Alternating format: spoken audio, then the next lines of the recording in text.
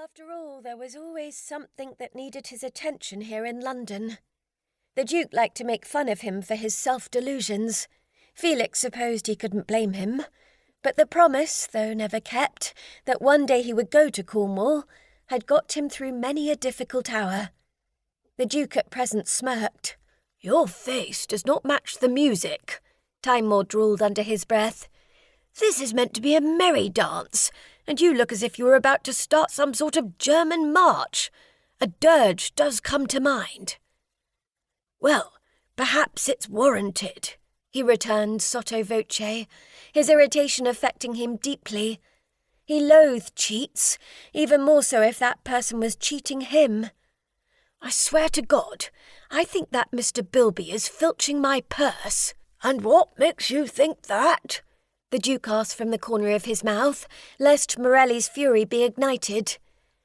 "The letters, they're so complimentary." He shuddered. "Sickening." Tantor shook his head, his dark hair dancing playfully over his hard cheekbones. "Ah, a sycophant," the Duke observed. "Exactly, and one must never trust a sycophant." Felix dipped to the music, keeping his shoulders back. The Duke turned out his muscled leg, doing his best to emulate their instructor. "Well, go down to the country and find out what's transpiring, if you're so concerned." He scowled anew. "I can't just go down there. He'll be a sycophant in person as he is in his letters. But truly, something seems off-foot. I sense that there is trouble there, but I don't know exactly what it is." The Duke shrugged his perfectly tailored shoulders. "Your intuition has saved many a soldier in France. You'd be a fool to ignore it." He paused to turn, then said, "Get away for a bit. The war will not stop just because you go to Cornwall for a few weeks. It would be good for you to get some fresh air, see the country, and sort this business out." It was true. He couldn't stomach the idea that one of his estates might be in disarray. He liked everything to be in, well, array, so to speak. He could do it, he supposed. It was an excellent idea, in fact, for his sleep had been disturbed most recently by the unrelenting feeling that all his plans and improvements for his Cornwall estate were being foiled by a man he was supposed to trust. At present, he had no solid evidence, but Tantor was right.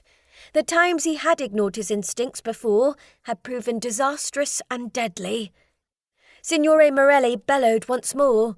"And walk, 2, 3, 4, turn, 2, 3, 4, clasp the lady's hand."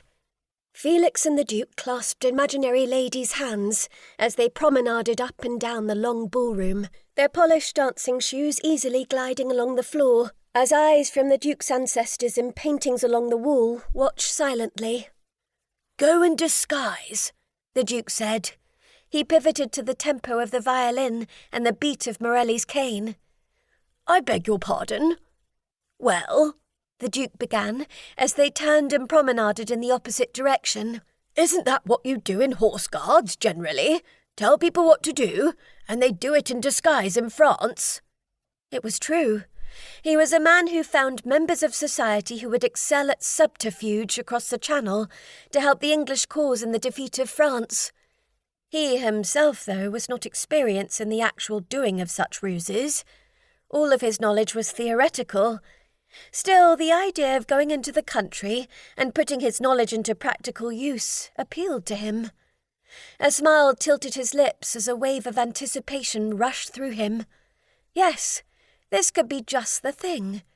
With such a subterfuge, he would also be able to ascertain if Bilby was indeed doing things he should not before the man might hide the evidence. "It's not a bad idea," he said. "I don't have bad ideas," Tantor stated as he bowed left, then bowed right. "More flourish of the wrist," called out Morelli. Felix obliged, giving his wrist a good twirl before putting his hands behind his back and walking in a circle. "You should go post-haste," Tantor whispered, as they wove to the right under Morelli's gaze. "You've become sour as of late." "I have not," he protested, a surprising note of displeasure grabbing his guts at the